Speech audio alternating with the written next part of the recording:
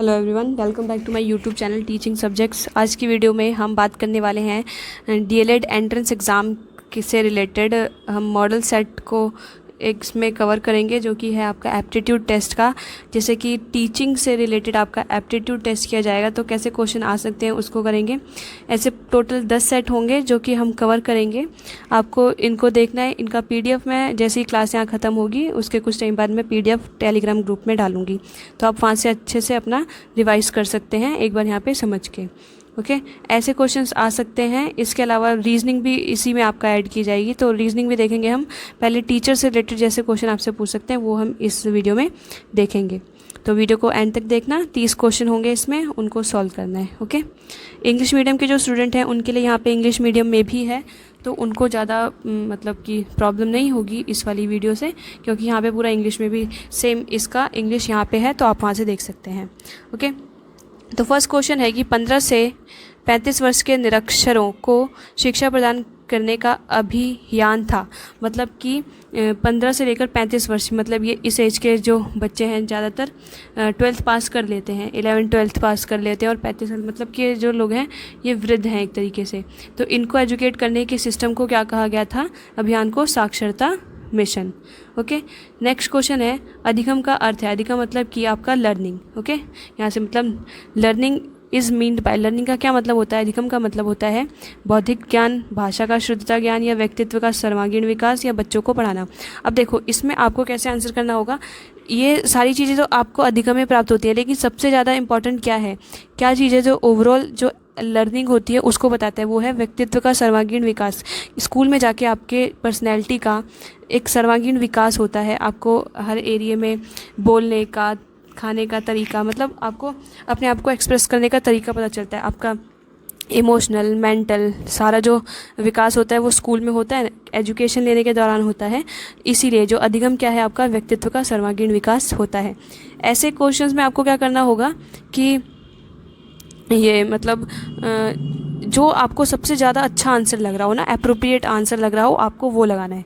क्योंकि आपको देंगे सारे आंसर आपको अच्छे लगेंगे, लेकिन उसमें जो सबसे अच्छा लग रहा होगा वही होगा आंसर। नेक्स्ट थर्ड क्वेश्चन है कि बच्चे में पढ़ाई के प्रति रुचि जागृत करने के लिए क्या होना चाहिए? शिक्षा में सरलता होनी चाहिए, शिक्षा में कठिनता होनी चाहिए, शिक्षा को बाल केंद्रित होना चाहिए, या उपयुक्त सभी। अब देखो यहाँ पे एजुकेशन आप बहुत सरल दोगे तो इसका कोई फ़ायदा नहीं है। सरल है तो आराम से आ ही जाएगा। कठिनता होनी चाहिए, मतलब मुश्किल भी पढ़ाओगे तो भी वो काम नहीं करने वाला। थर्ड है कि शिक्षा को बाल केंद्रित होना चाहिए, मतलब बच्चा को सेंटर में रख के पढ़ाना है। अगर उसको कोई चीज़ पढ़ानी है तो उसको उसके लेवल तक ला के पढ़ानी है, मतलब कि प्ले वे मेथड के थ्रू पढ़ाना होगा। जिस चीज़ में उसका इंटरेस्ट है उस तरीके से पढ़ाना को ही जो है बाल केंद्रित बोलेंगे। तो बच्चे को सेंटर में लेकर उसकी इम्पॉर्टेंस, उसकी ज़रूरतों को ध्यान में रख कर पढ़ाना ही क्या है? बाल केंद्रित एजुकेशन। तो अगर बच्चे को इंटरेस्ट डेवलप करना है पढ़ाई में, तो हमें उसको जो चीज़ पसंद है उसी के तरीके से पढ़ाना होगा। जैसे खेल पसंद है तो हमें खेल के द्वारा उसको पढ़ाना होगा, वही होता है बाल केंद्रित अधिगम। ठीक है, नेक्स्ट फोर्थ क्वेश्चन है कि अभिप्रेरणा क्या है? अभिप्रेरणा मीन्स मोटिवेशन। मोटिवेशन क्या होता है? वैज्ञानिक विचारधारा है ये, मनोवैज्ञानिक विचारधारा है, स्वाभाविक विचारधारा है, या भौतिकवादी विचारधारा है? जो मोटिवेशन है इसके बारे में आप पढ़ोगे साइकोलॉजी में, जो कि क्या है? मनोवैज्ञानिक है, इसीलिए इसको मनोवैज्ञानिक विचारधारा कहेंगे। नेक्स्ट क्वेश्चन है कि एक अनुत्तीर्ण छात्र के प्रति करना चाहिए, मतलब जो बच्चा क्लास में फेल हो गया है उसके लिए आपको क्या करना चाहिए? उसको बुरा भला कहना चाहिए, उससे घृणा करनी चाहिए, उसकी उपेक्षा करनी चाहिए, अभिप्रेरित करना चाहिए, मतलब उसको मोटिवेट करना चाहिए। तो इसमें आपको क्या लगता है? इसका आंसर होगा उसको मोटिवेट करना चाहिए, ताकि वो जब अब उसने फेलियर देखा है, वो पहले से निराश है, आप उसको और ये भरा बुरा कह के और डिमोटिवेट नहीं कर सकते। आपको उसे मोटिवेट करना है कि आप पढ़ो, आप नेक्स्ट क्लास में जा सकते हो। तो ऐसे आपको उसको मोटिवेट करना है। नेक्स्ट क्वेश्चन है कि निम्नलिखित में से कौन सा व्यक्ति शिक्षा शास्त्री नहीं है? अब इसमें जो इसका आंसर है वो चरक जो है शिक्षा शास्त्री नहीं है। ये मतलब कि विज्ञान के क्षेत्र में थे, मतलब कि डॉक्टर थे, शल्य चिकित्सक। और बाकी रामानुज, अरविंद घोष, जाकिर हुसैन, ये सब जो है एजुकेशन से जुड़े हुए हैं। उसके बाद नेक्स्ट क्वेश्चन है 7th क्वेश्चन, शिक्षक दिवस किसका जन्मदिन होता है? ये जो है सर्वपल्ली राधाकृष्णन जी का जन्मदिन होता है। 8th क्वेश्चन है आपका अध्यापन में रुझान है। इसमें ये पूछ रहा है कि आप जो है टीचर क्यों बनना चाहते हैं? क्योंकि इसमें छुट्टी बहुत मिलती है, ट्यूशन बहुत मिलता है, कम समय की नौकरी होती है इसलिए, या राष्ट्र सेवा करना चाहते हैं इसलिए। तो इसमें आपको कौन सा सबसे अप्रोप्रिएट लग रहा है? फोर्थ वाला लग रहा है। तो इसका आंसर ये होगा कि राष्ट्र सेवा करना है, इसीलिए आप कर रहे हैं। आप बच्चों को पढ़ा के एक राष्ट्र की सेवा ही कर रहे हैं ना, एजुकेट कर रहे हैं पूरी सोसाइटी को, इसलिए एक राज्य जो राष्ट्र सेवा है उसका एक पार्ट है, इसलिए आंसर जो है ये वाला लगेगा। नेक्स्ट क्वेश्चन है कि किस विधि से छात्र स्थायी अधिगम करते हैं? मतलब कि कौन सा ऐसा मेथड है जो परमानेंट लर्निंग को बढ़ाता है? इसमें बच्चा सुनकर, लिसनिंग के थ्रू होगा, रटकर, या स्वयं कर या पढ़कर। ओके, तो सबसे ज़्यादा आपको ध्यान रखना है कि बच्चा तब सीखता है जब वो लर्निंग बाय डूइंग करता है, स्वयं करके। जब भी बच्चा किसी काम को खुद से करता है तो ज़्यादा अच्छे तरीके से सीखता है। नेक्स्ट क्वेश्चन है, कक्ष में ज़रूरी अंग हैं। एक क्लासरूम में क्या चीज़ होनी चाहिए? ब्लैक बोर्ड होना चाहिए, खिड़की होनी चाहिए, दरवाजे होने चाहिए, डेस्क होने चाहिए। सबसे ज़्यादा इंपॉर्टेंट क्या है इसमें से? खिड़की नहीं है, डेस्क नहीं है और दरवाजे नहीं हैं तो भी काम चल जाएगा, लेकिन अगर ब्लैक बोर्ड नहीं है तो काम नहीं चलेगा। ओके, वैसे तो ये सारी चीज़ें बहुत इंपॉर्टेंट है, लेकिन सबसे ज़्यादा इंपॉर्टेंट है क्लास के लिए क्या है? क्लास के लिए है उसका ब्लैक बोर्ड का होना। ओके, नेक्स्ट क्वेश्चन देखते हैं। 11th है कि अध्यापक का अध्यापन गुण है, मतलब एक टीचर के अंदर क्या क्वालिटी है जो बहुत अच्छे से होनी चाहिए। फर्स्ट है कि विषय का जानकार होना चाहिए, उसको जो अपना सब्जेक्टिव नॉलेज है वो होनी चाहिए, सुंदर होना चाहिए, अच्छा संप्रेषक होना चाहिए, उपयुक्त में से कोई नहीं। अब देखो इसमें आपको लगेगा कि ये वाला होगा 1 लग सकता है, लेकिन ये नहीं है। क्यों नहीं है? क्योंकि अगर आपको बहुत सारी नॉलेज है और अगर वो आप बच्चों को दे नहीं सकते तो आपके टीचर होने का कोई फ़ायदा नहीं है। इसलिए यहाँ पे ये चीज़ क्या, टीचर को बहुत ज़्यादा जानकार होना है, ये काम नहीं करेगा। आपको थोड़ी नॉलेज हो, लेकिन अगर आपने वो थोड़ी नॉलेज अपने बच्चे को पूरी तरीके से दे दी तो आप एक बढ़िया टीचर कहलाएंगे। सेकंड, सुंदर हो ये ज़रूरी नहीं है। और थर्ड, एक अच्छा संप्रेषक हो, मतलब एक अच्छा गुड कम्युनिकेटर हो, अच्छे से अपनी बातों को एक्सप्रेस कर पाए, बच्चों तक उससे पहुंचा पाए जो उसे आता है, तो वही एक अच्छा टीचर होगा। ओके, नेक्स्ट क्वेश्चन है, ईश्वर भाई पटेल पुनरीक्षण समिति का गठन हुआ था, ये हुआ था 1977। ये उतना इंपॉर्टेंट क्वेश्चन है क्योंकि फैक्ट बेस्ड अभी आपसे नहीं पूछेंगे, क्योंकि अभी आपको तो ये चीज़ें पढ़ाई ही नहीं गई हैं। जो पूछेंगे वो मैं आपको बताती जाऊँगी। फिर नेक्स्ट 13 क्वेश्चन है कि जॉन ड्यूवी ने निम्नलिखित में से कौन सी विचारा दी थी? तो जो जॉन ड्यूवी है उन्होंने जो है प्रयोजनवाद दिया था, ये आपको याद रखना है, ये बहुत इंपॉर्टेंट है। तो उन्होंने प्रयोजनवाद की विचारधारा दी है। नेक्स्ट क्वेश्चन है कि वैज्ञानिक दृष्टिकोण क्या है? वैज्ञानिक दृष्टिकोण क्या है? What is scientific attitude? Attitude विज्ञान के प्रयोग के बारे में पता रहना, सोचने समझने का सही शक्ति, सृजनात्मक कार्य करना, या ये सभी। तो देखो एक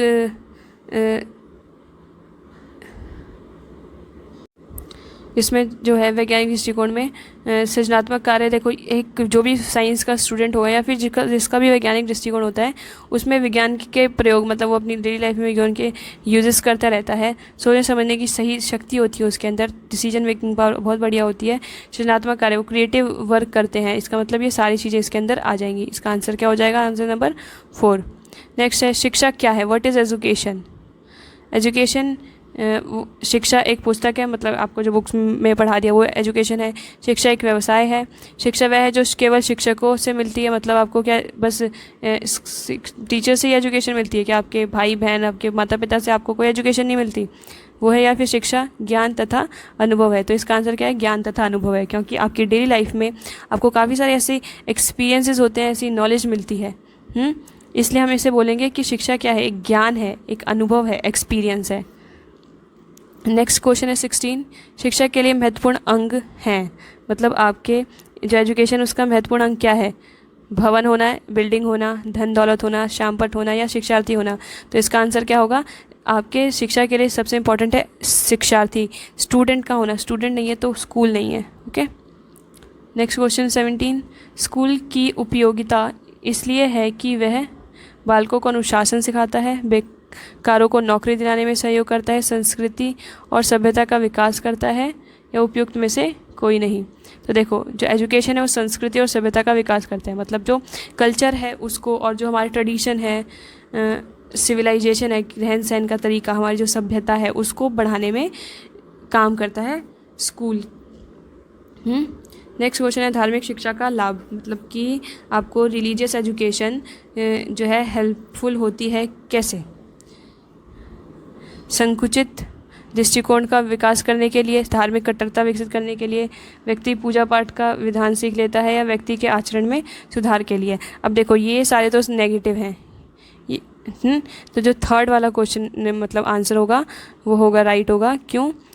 क्योंकि व्यक्ति के आचरण में सुधार लाते हैं। आप अपने ट्रेडिशन से, अपने एजुकेशन, रिलीजियस एजुकेशन से आप अच्छी अच्छी बातें सीखते हैं, आपको कैसे बिहेव करना चाहिए। मतलब कि आप देख लो आपके धार्मिक एजुकेशन में क्या आ जाएगा, आप रामायण महाभारत देख लो, उसमें क्या चीज़ें आपको अच्छी अच्छी चीज़ें सिखाई जाती हैं, आपको कैसे व्यवहार करना चाहिए। तो धार्मिक शिक्षा क्या करती है, व्यक्ति के आचरण में सुधार का काम करती है।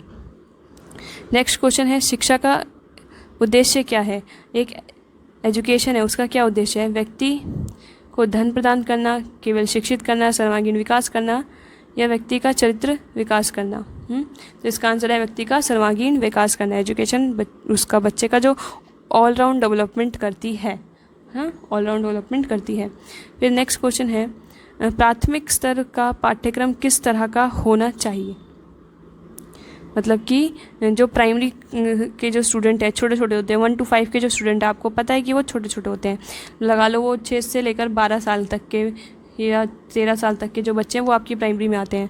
और इन बच्चों को क्या कार्टून देखना पसंद होता है, खेलना कूदना पसंद होता है, घूमना पसंद होता है। तो ऐसे बच्चों को आप किस तरीके से पढ़ाओगे, उनको बाल केंद्रित पाठ्यक्रम, मतलब कि चाइल्ड सेंटर, बच्चे जिस तरीके से खेलते हैं गेम्स के थ्रू, उस तरीके से आप एजुकेशन देंगे तो वो आपकी क्लास में बैठेगा, पढ़ाई करेगा। ओके, नेक्स्ट क्वेश्चन देखते हैं यहाँ पे 21 कि सेकेंडरी शिक्षा आयोग 1952 की अध्यक्षता किसने की थी। तो इसका आंसर है डॉक्टर लक्ष्मण स्वामी मुदालियर। ओके, इन्होंने जो है सेकेंडरी शिक्षा आयोग 1952 की अध्यक्षता की थी। नेक्स्ट क्वेश्चन विश्वविद्यालय शिक्षा आयोग का गठन किस वर्ष हुआ था। तो 1948 में विश्व शिक्षा यूनिवर्सिटी एजुकेशन कमीशन का गठन हुआ था। 23 क्वेश्चन है मनोवैज्ञानिकों के विचार से छोटे बच्चों को किस आयु में स्कूल भेजना चाहिए। तो मनोवैज्ञानिकों ने बोला है कि 6 वर्ष की आयु के बाद जो है बच्चों को स्कूल भेजना चाहिए। क्वेश्चन नंबर 24 प्राथमिक स्तर पर शिक्षा का माध्यम होना चाहिए राजभाषा, अंग्रेजी, राज्य भाषा या मातृभाषा। देखो प्राथमिक स्तर 1 to 5 और 1 to 5 में 6 से 14 साल के बच्चे आते हैं। तो आपको इनको कैसे एजुकेशन देनी होगी, वो जो उनकी मदर टंग हो, जो उनकी मम्मी पापा घर पे बोलते हो, या उनकी जो मातृभाषा है उसकी लैंग्वेज में आपको उसको सिखाना होगा, क्योंकि वो उसको समझेगा जल्दी से, मदर टंग को। नेक्स्ट 25 क्वेश्चन है कि शिक्षा का सबसे अच्छा सूत्र क्या है। अज्ञात से ज्ञात की ओर जाना, मतलब कि जो चीज़ आपको पता नहीं है उससे, अज्ञात मतलब जो पता नहीं है और ज्ञात मतलब जो पता है। जो पता नहीं है उससे पता है की तरफ जाएंगे, रॉन्ग। अज्ञात से अज्ञात की ओर, अब जो पता नहीं है उससे पता नहीं है की तरफ जाएंगे, रॉन्ग। ज्ञात से ज्ञात की ओर, आपको जो पता है वही पता करने जाएंगे क्या, नहीं। तो आंसर नंबर 3 होगा क्या, ज्ञात से अज्ञात, मतलब जो चीज़ हमें नहीं पता है उससे हमें वो चीज़ पता करना है जो हमें नहीं पता है। ओके, इसका आंसर होगा 3। शिक्षा का सबसे अच्छा सूत्र है ज्ञात से अज्ञात की ओर। हमारे देश में वैदिक ज्ञान में कौन सी शिक्षा पद्धति प्रचलित थी, मतलब कि वैदिक काल में आपको कैसे एजुकेशन मिलती थी। तो वो था गुरुकुल शिक्षा, मतलब गुरुकुल के द्वारा एजुकेशन दी जाती थी। एक जगह एक ही साथ सब बच्चे रहते थे अपने फैमिली से दूर। अब प्रतिभा क्या है, टैलेंट किसे कहते हैं, पैदा की जा सकती है, मतलब किसी में भी आप पैदा कर सकते हो उसको इंजेक्शन दे के ऐसे। तो इसका आंसर है नो, हम ऐसा नहीं कर सकते। अधिकतर लोगों में होती है, नहीं। अगर अधिकतर लोगों में ये चीज़ होगी तो उसे प्रतिभा टैलेंट क्यों कहा जाएगा। अगर सब लोगों में वो है तो वो नॉर्मल हो जाएगा, जबकि टैलेंट तो कुछ पर्टिकुलर लोगों में होता है। और जन्मजात है, मतलब कि आप जब जन्म लेते हो तभी से आप में होती है, इनमें से कोई नहीं। तो इसका आंसर है कि जन्मजात होती है, मतलब कि जब बच्चा पैदा होता है तभी से ही उसके बिहेवियर में ये सारी चीज़ें दिखने लगती हैं। उसका दिमाग वैसा होता है, उसका बिहेवियर वैसा होता है जिससे कि वो प्रतिभावान टैलेंटेड स्टूडेंट कहलाता है। क्वेश्चन नंबर 28 है भारत के किस राज्य में साक्षरता दर सबसे अधिक है। तो इसका आंसर है केरल। प्राथमिक स्तर पर कविता शिक्षण का सशक्त माध्यम है, मतलब कि आप कविता बच्चों को प्राथमिक लेवल पर पढ़ा रहे हैं तो आप कैसे पढ़ाएंगे, सस्वर गायन के द्वारा, पठन के द्वारा, व्याख्या विधि के द्वारा या व्यास शैली के द्वारा। अब यहाँ देखो पोयम सिखानी है तो पोयम तो आप सस्वर गायन, मतलब कि वोकल सिंगिंग, बोलकर ही सिंगिंग करके ही आप पोएम सिखा सकते हैं ना, तो इसका आंसर होगा नंबर 1। शिक्षा में नेक्स्ट क्वेश्चन है 30 कि शिक्षा में नवाचार संबंधित है। जो नवाचार मतलब नयापन, वो किससे संबंधित है? शिक्षण, प्रशिक्षण से, पाठ्य पुस्तक से, अध्यापकों से या नवीन प्रयोग से? तो इसका आंसर है नवीन प्रयोग से। मतलब नई नई चीज़ों को सीखना, नई नई चीज़ों को जानना ही क्या है आपका शिक्षा में नवाचार है। नई तरीके से बच्चों को पढ़ाना ही क्या है? नवाचार है। तो ये पूरे 30 क्वेश्चन हो जाते हैं आपके एप्टीट्यूड के, जो भी आपसे पूछ सकते हैं कि अगर जैसे कि आपको टीचर बनना है तो आपके अंदर जो जो बिहेवियर होना चाहिए उससे रिलेटेड ये क्वेश्चन आएंगे। तो ये हमने कंप्लीट कर दिया। रोज़ हम एक एक सेट इसका लगाएंगे 30 क्वेश्चन का, ताकि आपके अंदर थोड़ा एक प्रैक्टिस हो जाए कि अगर ऐसे क्वेश्चन आएंगे तो आपको कैसे सबसे अच्छा वाला आंसर को चूज़ करना है। वीडियो पसंद आए तो प्लीज़ लाइक, शेयर और सब्सक्राइब करना, और आप लाइक करो ताकि मुझे भी मोटिवेशन मिले। Okay, thank you.